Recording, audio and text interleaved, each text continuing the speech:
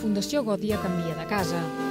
L'any 1999 obria les portes la Fundació Francisco Godia en un principal del carrer València.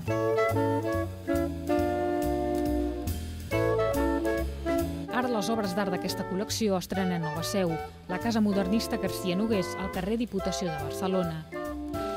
El canvi és espectacular, de 400 a 2.700 metres quadrats, 1.900 dels quals són per exposició.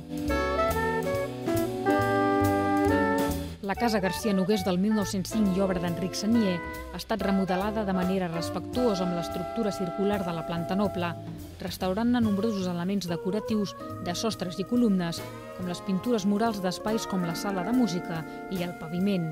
L'edifici, en ser protegit, un edifici històric, ens hem hagut d'adequar als espais sense modificar res i fer encabir d'una manera cronològica. Vam pensar que era la manera més entenedora de presentar la col·lecció. El trasllat permet veure per primera vegada una selecció molt àmplia del fons privat de l'industrial mecenes i pilot automobilístic Francisco Godia, amb peces que van des de l'art medieval fins al segle XXI.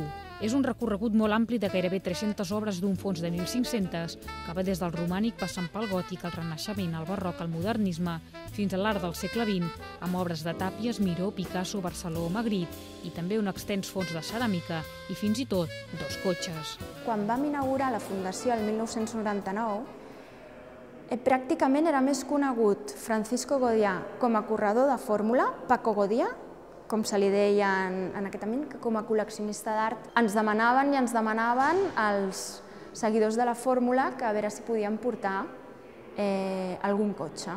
Aquests cotxes no són de la nostra col·lecció, són d'una col·lecció particular i bé, tot i que encara corren, hem tingut la sort de poder comptar amb ells ara per la inauguració de la nova seu. Estaran temporalment només exposats. L'espai destinat a l'art del segle XX, és a dir, la planta baixa, es converteix en un espai polivalent on a la llarga s'hi faran les exposicions temporals.